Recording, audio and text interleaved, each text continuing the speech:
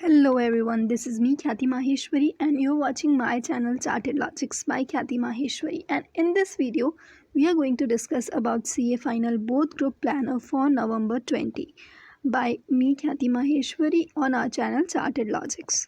So इस video के अंदर आपको पूरा मैं अच्छी तरीके से बताऊंगी कि कैसे अपन अपने strong subjects even weak subject को किस तरीके से अपन इन रिमेनिंग डेज के अंदर 1 time revise 2 time and even 4th time तक रिवीजन जो है कर सकते हैं. ओके, सो इस वीडियो को आपको पूरा देखना है. ओके, एंड अगर अभी तक आपने हमारे चैनल को सब्सक्राइब नहीं किया है तो must subscribe to this channel. First of all, in this planner जो होगा इसका लिंक मैं डिस्क्रिप्शन बॉक्स में प्रोवाइड कर दूंगी, प्लस हमारे टेलीग्राम चैनल्स पे भी ये अपलोड हो जाएगा एंड इंस्टाग्राम पर भी इसकी अलग अलग पिक्स जो हैं वो अपलोड हो जाएंगी. ओके, नाउ सबसे पहले मैंने प्लानर के अंदर अपने एग्ज़ाम डेट्स को इंक्लूड करा है. ओके, एक बेसिकली अपना जो एग्ज़ाम कैलेंडर है उसी को ही इंक्लूड करा है दैट कौन से डेज़ के दिन अपना कौन सा एग्ज़ाम होने वाला है. जैसे कि फाइनेंशियल रिपोर्टिंग जो है अपना 1 नवंबर 2020 को है. ये प्लानर के अंदर इंक्लूड करने से क्या होता है, अपने को पता रहेगा कि कौन से दिन अपना कौन सा एग्ज़ाम है एंड एक टाइप ऑफ अलर्टनेस जो होती है वो अपने माइंड के अंदर रहेगी. एंड ऑल्सो यहाँ पे मैंने ऐसे बॉक्सेस बनाए हैं, मैंने कई जगह पे प्लानर के अंदर ये बॉक्सेस बनाए हैं जहाँ पर से जैसे कि ये अपना कंप्लीट हो गया, सपोज़ करो इसका फर्स्ट रिवीजन कंप्लीट हो गया, either you can tick mark it. Okay, और अगर ये पेपर ही हो गया तो भी हो सकता है कि अपन इसको क्रॉस कर दें या कुछ इस तरीके का अपन यूज़ कर सकते हैं यूजिंग दिस बॉक्सेस. ओके, सो ये तो हो गए अपने एग्ज़ाम डेट्स कब कब हैं उसका एक सिंपल प्लानर मैंने इसके अंदर इसको इंक्लूड करा है. ओके, सो ये जो प्लानर होने वाला है वो होने वाला है CA फाइनल बोथ ग्रुप का प्लानर. एंड सिमिलर वे के अंदर, सिमिलर फैशन के अंदर अगर आप लोग कमेंट करते हैं तो मैं CA फाइनल ग्रुप 1 ग्रुप 2 के अलग planners and also for CA inter and IPCC के प्लानर्स भी ला सकती हूँ. एंड इसके लिए आपको क्या करना होगा, आपको नीचे कमेंट करना होगा एंड ऑल्सो इस चैनल को सब्सक्राइब करना होगा. ओके, सो हमने उसके बाद में क्या किया है, मैंने ये कैलेंडर टाइप इसके अंदर इनकॉर्पोरेट किया है. ओके, अब जो मैं प्लानर स्टार्ट कर रही हूँ वो मैं स्टार्ट कर रही हूँ फ्रॉम 11th.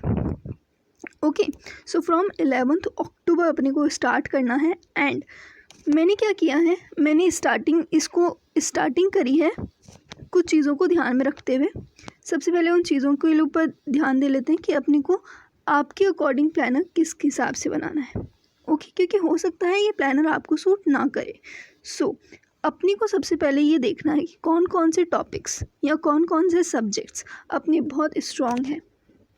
ओके, जो बहुत ज़्यादा स्ट्रॉन्ग है, जहाँ पे अपने को अब तक पता चल जाता है कि अपने 60+ के चांसेस कौन से सब्जेक्ट के अंदर हैं.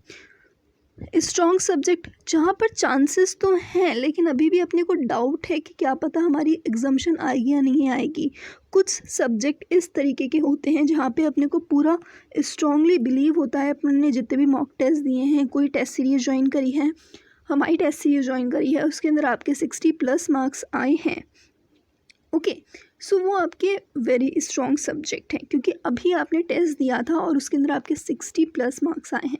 एंड स्ट्रॉन्ग सब्जेक्ट वो होते हैं जो अपने 50 to 60 के बीच में आ रहे हैं. आपके मार्क्स आपको लग रहा है कि इसके 50 to 60 के बीच में आएगा आपका मार्क्स. एक होता है एवरेज सब्जेक्ट जो कि अपने को लगता है कि 40-45 इतने मार्क्स हो सकते हैं मेरे आए. अभी से प्रोडक्शन करिए कि कितने मार्क्स आपके आ सकते हैं. और कुछ लो सब्जेक्ट जहाँ पे आपको बिल्कुल भी कॉन्फिडेंस नहीं बन रहा है.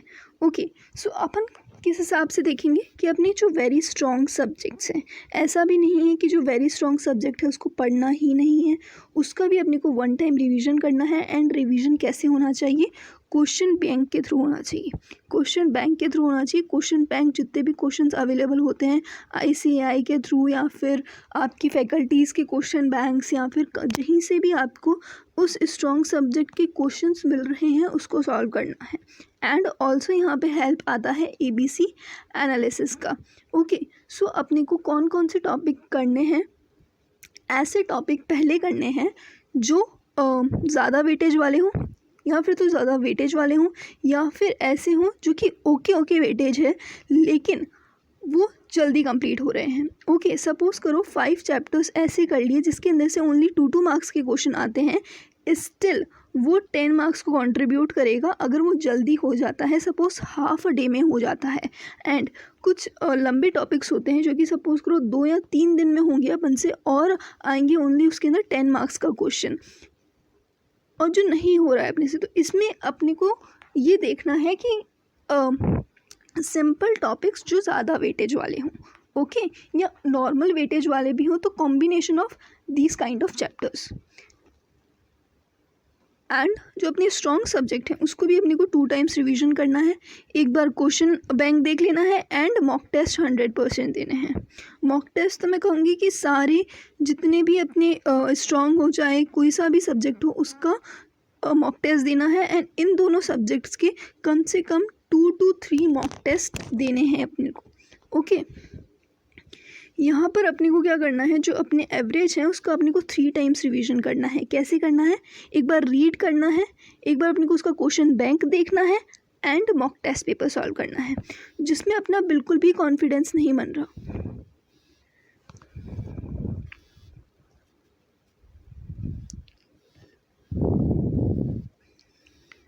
जिस सब्जेक्ट में अपना बिल्कुल भी कॉन्फिडेंस नहीं बन रहा, एकदम कॉन्फिडेंस लो है, उसके अंदर अपने को क्या करना है, उस सब्जेक्ट के अंदर अपने को 4 टाइम्स रिवीजन करना है। एंड हो सकता है कि इस टाइप का जो लो वाला सब्जेक्ट है उसको अपन ले लें, सपोज़ करो मैंने एग्जांपल के तौर पे लिया SFM हालांकि नहीं होता, बट SFM सपोज़ करो मेरा लो सब्जेक्ट है। ओके, तो इसको मैं क्या करूँगी, रोज़ सुबह मैं इसके 2 to 3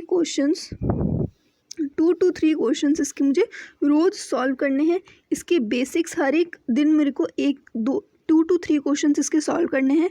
हर एक दिन एक चैप्टर इसका कंप्लीट करना है मेरे को, एक बार रीडिंग देनी है एंड जितने भी क्वेश्चंस मिल रहे हैं उसको सॉल्व करते रहना है। मतलब अपन फ्री हुए, थोड़ा सा अपन ने दूसरा सब्जेक्ट पढ़ा, थोड़े से फ्री हुए, थोड़ा सा माइंड मेकअप किया एंड इसकी जो कॉपी है या इसकी जो बुक्स हैं वो हमेशा अपने सामने रहनी चाहिए। ये वाला सब्जेक्ट अपने को पढ़ना बिल्कुल अच्छा नहीं लगता, बट अपन इसे नहीं छोड़ सकते। ओके, सो अपने को स्ट्रेटजी क्या बनानी है कि very strong and strong subject अपने को इस तरीके से प्रिपेयर करने हैं कि अपने 60+ मार्क्स आ जाए। एवरेज अपने को इस तरीके से प्रिपेयर करना है कि 50+ मार्क्स आ जाए। एंड लो वाला जो सब्जेक्ट है उसको अपने को क्या करना है, A कैटेगरी जो है उसको 100% करना है। एंड इस टाइप की कैटेगरी जो कि सिंपल है लेकिन ज़्यादा मार्क स्कोर कर सकती है, या फिर 3-4 इस तरीके के टॉपिक जो सिंपल हैं एंड 2 to 3 मार्क्स का क्वेश्चन उसके अंदर आता है, तो उस टाइप के आपको आइडेंटिफाई करने हैं उस तरीके के टॉपिक्स एंड उस तरीके के सब्जेक्ट्स। ओके, एंड ये होमवर्क है आपका, इसको 100% अपने को करना है क्योंकि ये चीज़ बहुत ज़्यादा हेल्पफुल रहने वाली है बाद में।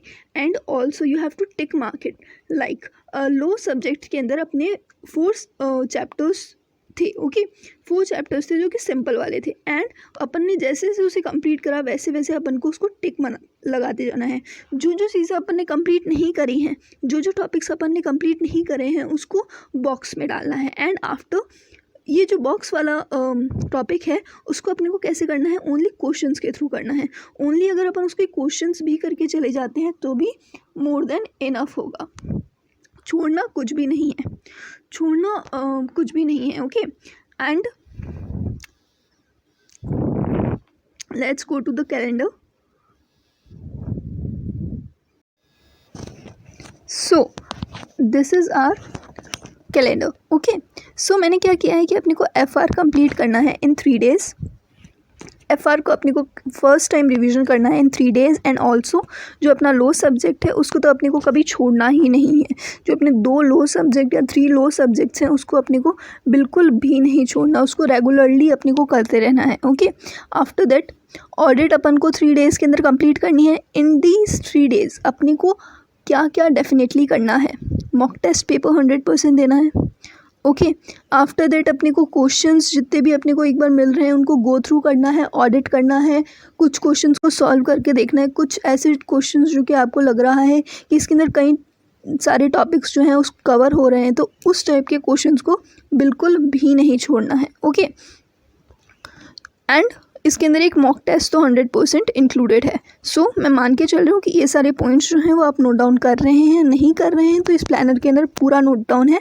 आपको क्या करना है, जब भी आप वो काम कर लें तो उसको एक टिक कर देना है। ओके, नाउ अपन ने FR का जो भी टारगेट सेट करा था उसको अगर कंप्लीट कर दिया तो यहाँ पे आप टिक कर सकते हैं, एंड इफ़ अगर वो कंप्लीट नहीं हुआ तो यहाँ पे आप क्रॉस कर दीजिए।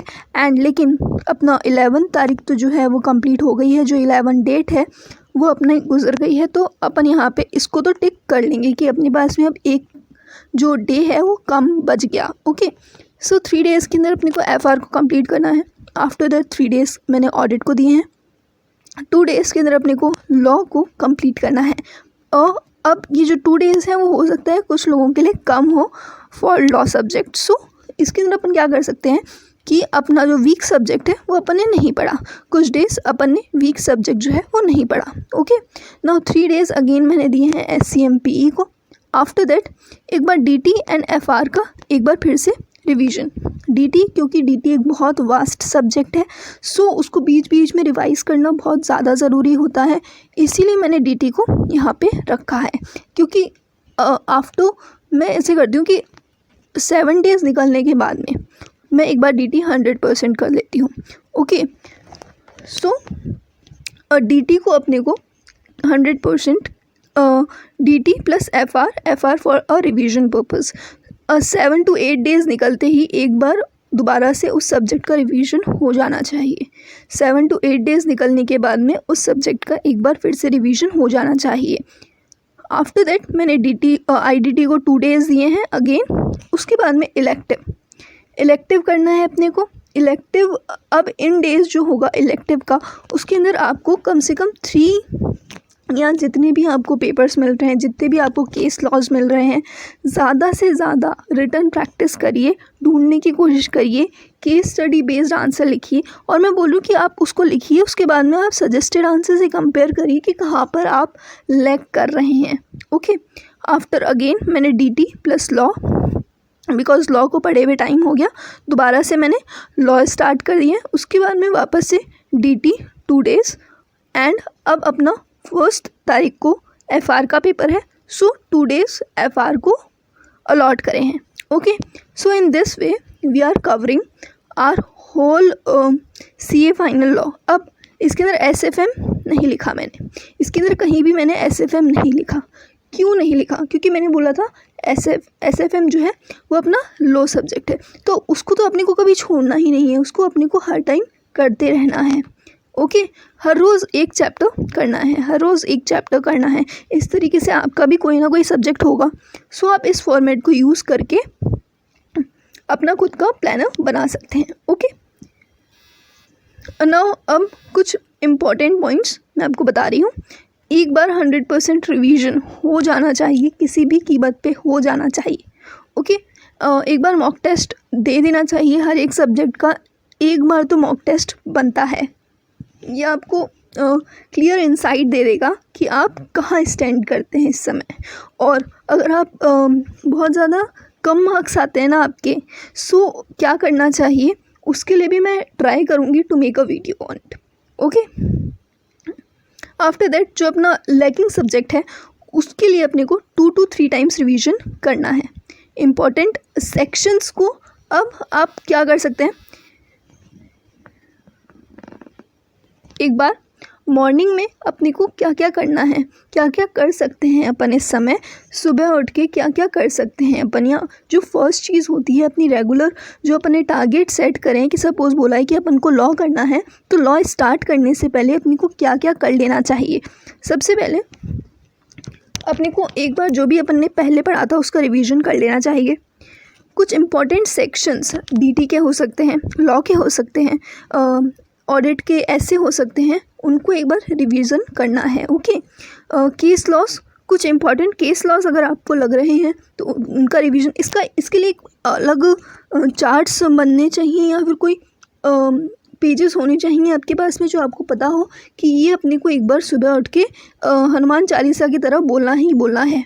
ओके, ये सेक्शंस करने हैं, ये केस लॉज एक बार देख लेने हैं, आंखों से एक बार निकलना चाहिए ये सारी चीज़ें। ओके, आपके अगर कुछ रिविजनरी नोट्स हैं, ओके, कुछ रिविजनरी नोट्स हैं तो उसको देख लेना। कोई क्वेश्चन के अंदर अगर आपको प्रॉब्लम आ रही थी कल तो उसको अपने को देख लेना है। उसके बाद में अगर कोई आपके चार्ट्स वगैरह हैं, कोई आपके चार्ट्स थे, आपको उसको एक बार देख लेना है। कोई अपनी फैकल्टी ने आपको कोई चार्ट्स दिए थे, आपने खुद ने कोई चार्ट्स बनाए थे, तो इस टाइप के जो चार्ट्स हैं वो ये टाइम है टू यूज़ दैम।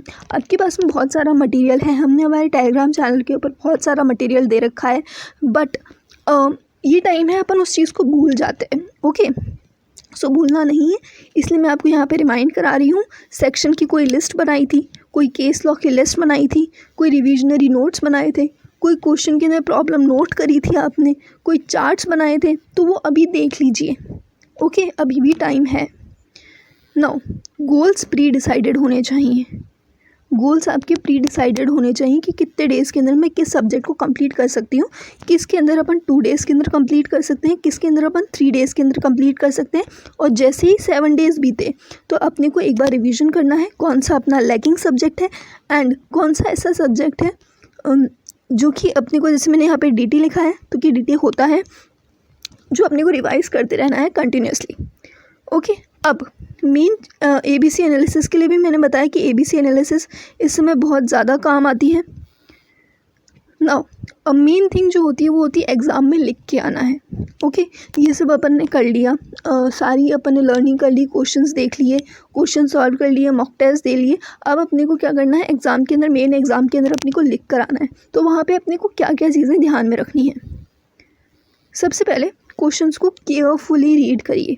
कभी कभार क्या होता है, कुछ पॉइंट्स क्वेश्चन 2 चीज़ें मांगता है क्वेश्चन कि आप ये भी करिए और ये भी करिए। ओके, या कुछ चीज़ क्वेश्चन ऊपर ही मांग लेता है, कुछ चीज़ नीचे मांगता है। अब अपन क्या करते हैं, एक ही चीज़ जो है जो अपने को माइंड में रिटेन रह जाती है उसको लिख आते हैं एंड सेकंड पॉइंट जो होता है वो ना छूट जाता है।